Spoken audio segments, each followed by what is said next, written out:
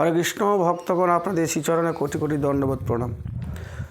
ফাল্গুন মাসে কৃষ্ণপক্ষে একাদশী নাম কি এবং একাদশী কেমন করবেন এবং কবে করবেন, এই কৃষ্ণপক্ষে একাদশী কবে করবেন, তার পালন কেমন করে করবেন এবং তার ব্রত মাহাত্ম্য কী বিস্তারভাবে আপনাদের কাছে আলোচনা করছি। আপনারা মনোযোগ সহকারে শ্রবণ করবেন। হরে কৃষ্ণ। এই ফাল্গুন মাসে কৃষ্ণপক্ষে একাদশীর নাম বিজয়া একাদশী। বিজয়া একাদশী হলো কেন না, জয়, সমস্ত জয় হয়, তাই একে বলছে বিজয়া একাদশী। তাই ধর্মরাজ যুধিষ্ঠির শ্রীকৃষ্ণকে বলেছিলেন, হে বাসুদেব, এই ফাল্গুন মাসে কৃষ্ণপক্ষে একাদশী নাম কি, কেমন করে ব্রত উদযাপন করতে হবে, কেমন করে পালন করতে হবে, তা আপনি, কেন বা বিজয়া একাদশী হলো তা আপনি বিস্তার করে বলুন। তখন রামচন্দ্র ব্রত করেছিল, এই কথাটা বলার আগে ভগবান শ্রীকৃষ্ণ বললেন যে পুরাকালে নারদও এই উত্তম প্রশ্ন জিজ্ঞাসা করেছিলেন, স্বয়ম্ভু ব্রহ্মাকে জিজ্ঞাসা করেছিলেন। সে ব্রহ্মা তদুত্তরে বলেছিলেন, পুরাকালে রামচন্দ্র যখন পিতৃসত্য পালনের জন্য 14 বছর বনবাসে যান, একাদশীর মাহাত্ম্য শ্রবণ করুন, তারপরে বলে দেওয়া হচ্ছে কবে পালন করবেন, কবে পালন করবেন এবং বিস্তারভাবে বলে দেওয়া হচ্ছে। রামচন্দ্র যখন পিতৃসত্য পালনের জন্য 14 বছর বনবাসে যান, তখনই বনবাসে গিয়ে সীতাহরণ হয়েছিল, এটা আপনারা সবাই জানেন। রাবণ সীতাহরণ করেছিলেন। তখন সীতাকে খুঁজে খুঁজে রামচন্দ্র অত্যন্ত ব্যথিত হয়েছিল। তখনই রাস্তার মধ্যে দেখতে পেলেন জটায়ুকে। জটায়ু তখন প্রায় মৃত্যুশয্যায়। তখন জটায়ু যুদ্ধ করেছিলেন রাবণের সঙ্গে। সেই জটায়ু কেবলমাত্র বললেন যে সীতাকে হরণ করেছেন রাবণ, লঙ্কেশ্বর রাবণ। তখন এই কথা বলে জটায়ু প্রাণ ত্যাগ করলেন। আর এই কথা শুনে রামচন্দ্র, লক্ষ্মণ অত্যন্ত ব্যথিত হলেন। তখনই সুগ্রীবের আশ্রয় নিলেন। সুগ্রীবকে বন্ধু করে, সুগ্রীবের সঙ্গে মিতালি করে, বালিকে বধ করে, বিনা কারণে বালিকে বধ করে, সুগ্রীবের সঙ্গে মিতালি করে তিনি সাগর বন্ধনের চিন্তা ভাবনা করলেন। কিন্তু সাগরের কাছে যখন উপস্থিত হলেন, যখন দেখলেন, বলছেন, লক্ষ্মণ, এই বিশাল সমুদ্র, যার কুল কিনারা নেই, সেই সমুদ্র পেরিয়ে কি করে জানকীকে উদ্ধার করা যাবে?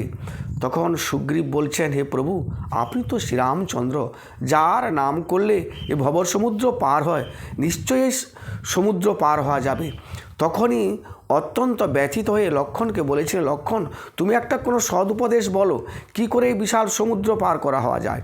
লক্ষ্মণ বলছেন, হে রাজীব লোচন, আপনি অনন্তকোটি ব্রহ্মাণ্ডের স্রষ্টা, তা আপনার নাম করলে পাপী তাপী উদ্ধার হয়, পাপী তাপী ভবর সমুদ্র উদ্ধার হয়, তা আমি আপনাকে কী উপদেশ দেব? তবে একটি কথা বলছি, আমরা যেখানে পঞ্চবটী বনে আছি, এই পঞ্চবটী বনের সামনে একটি পর্বতের মাঝখানে, সেখানে এক বক দালব্য ঋষি আশ্রম আছে। ওনার কাছে উপস্থিত হলে নিশ্চয়ই আমরা কোনো সদুপদেশ পাব। আপনারা সবাই ওই বক দালব্য ঋষির আশ্রমে সবাই চলুন। রামচন্দ্র এই মহৎ কথা শুনে লক্ষ্মণের অত্যন্ত আনন্দিত হয়ে সবাই সেই বক দালব্য ঋষির আশ্রমে উপস্থিত হলেন।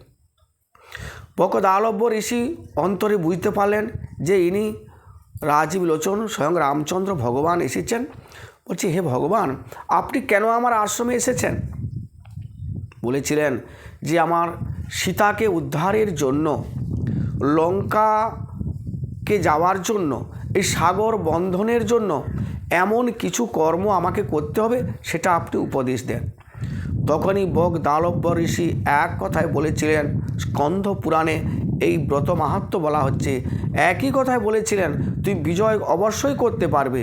সেটা ফাল্গুন মাসে কৃষ্ণপক্ষিয়া একাদশী, বিজয় একাদশী। যদি সঠিকভাবে আপনারা সবাই একাদশী পালন করেন, তাহলে বিজয় প্রাপ্ত হবে। তখন বলেছিলেন রামচন্দ্র, কেমন করে একাদশী করব না, দশমী দিন সংযম থেকে, বাক্য সংযম থেকে, মন সংযম থেকে, ইন্দ্রিয় সংযম থেকে, সমস্ত কিছু সংযম থেকে একাদশী দিন প্রাতঃ স্নান করে আপনাকে একটি ঘট করতে হবে। ঘট অর্থাৎ কেমন ঘট? সোনার হতে পারে, তামার হতে পারে, রূপার হতে পারে এবং মৃত্তিকা ঘট হতে পারে। এই ঘট স্থাপন করে ঘটের উপরে একটি সোনার মূর্তি নারায়ণ স্থাপন করতে হবে। এখানেই তো ভক্তগণের সমস্যা। তাহলে কি একাদশী দিন সোনার মূর্তি নারায়ণ স্থাপন করব? না, সোনার মূর্তি না করে ওই একাদশী দিন যারা কৃষ্ণ ভক্ত তারা তো অবশ্যই ভগবানের সেবা করবেন। যারা সাধারণ মানুষ একাদশী করবেন তারাও সেই দিন ভগবান শ্রীবিষ্ণুর পুজো করবেন। আপাতত মূর্তি না হলেও ঘর স্থাপন করবেন। ঘর স্থাপন না করলেও আপনি ভাগবতী পুজো করবেন, ভাগবত গীতাতে পুজো করবেন যারা সাধারণ মানুষ একাদশী করবেন। সোনার মূর্তি নারায়ণ স্থাপন করে তাতে ডাব, নারকেল, কলা, ফুল, ধূপ, দীপ ইত্যাদি নৈবেদ্য, গন্ধ, চন্দন দিয়ে নারায়ণের পুজো করতে হবে। পুজো করার পরে সারা রাত্রি জাগরণ থেকে, সারা দিন উপোস থেকে, জাগরণ থেকে আপনাকে ব্রত উদযাপন করতে হবে। পরের দিন দ্বাদশী দিন সেই বিষ্ণু মূর্তিকে আপনি পুজো করার পরে কোনো সরোবরে বা নদীতে বিসর্জন দেবেন, কিন্তু ওই যে সোনার মূর্তি নারায়ণ আপনি কোনো বেদজ্ঞ ব্রাহ্মণকে দান করবেন। এই কথা বললেন রামচন্দ্রকে বক দালব্য ঋষি। সেই সোনার মূর্তি নারায়ণ দান করবেন কাকে? না বেদজ্ঞ ব্রাহ্মণকে। বেদজ্ঞ ব্রাহ্মণ কাকে বলা হবে? না বেদজ্ঞ ব্রাহ্মণ যিনি বেদ অধ্যয়ন করেন। জন্ম জায়তে শূদ্র সংস্কার দ্বিজ উচ্চতে বেদোৎ পাঠ ভবেদ বিপ্র ব্রহ্ম জানাতি ব্রাহ্মণ। যিনি বেদ পাঠ করবেন তিনি ব্রহ্মকে জানতে পারবেন। যিনি বেদ পাঠ করবেন তিনি কোনো প্রকারে অখাদ্য কুখাদ্য ব্রাহ্মণ সেবা করবে না। যিনি বেদ পাঠ করবেন, যিনি বেদজ্ঞ ব্রাহ্মণ, তাকে সোনার মূর্তি নারায়ণ দান করতে হবে। দান করার পরে আপনি পারণ করবেন। এইভাবে যদি আপনি ব্রত উদযাপন করেন বিজয়া একাদশী, তাহলে কিন্তু আপনি অনায়াসে সাগর বন্ধন করে সীতাকে উদ্ধার করতে পারবেন। এই ঋষির পরামর্শে স্বয়ং রামচন্দ্র এই একাদশী করেছিল। যে বিজয়া একাদশী আমাদের করতে হবে 11ই ফাল্গুন সোমবার 24শে ফেব্রুয়ারি আমাদের এই একাদশী ব্রত পালন করতে হবে। এবং পালন করতে হবে পরের দিন আমাদের পালন করতে হবে 9:48 মধ্যে আমাদের পালন করতে হবে। তাহলে এই একাদশীর মাহাত্ম্য থেকে আমরা অত্যন্ত গুরুত্বপূর্ণ জিনিস পেলাম কি না এই একাদশী কিন্তু বিজয় প্রাপ্ত হয়।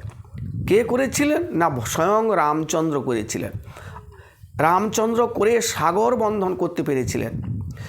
এই কথা যদি কেউ বিশ্বাস না করেন আপনাদের কোনো উপায় বলার কোনো আর কাজ নেই। তাহলে আপনি বিশ্বাসের সহিত, দৃঢ় বিশ্বাসের সহিত একাদশী ব্রত পালন করুন এবং উপবাস করুন এবং গীতা ভাগবত কীর্তন করুন জাগরণ থেকে। এবং একাদশী দিন কোনো প্রকারে অন্ন দান করবেন না। একাদশী দিন আপনি ভগবানের সেবা করে সংযম থেকে আপনি একাদশী করবেন। করার পরে তার পরের দিন অর্থাৎ 12ই ফাল্গুন আপনি পালন করবেন। হরে কৃষ্ণ। এই হচ্ছে একাদশীর মাহাত্ম্য। সবাই একাদশী করবেন। হরে কৃষ্ণ।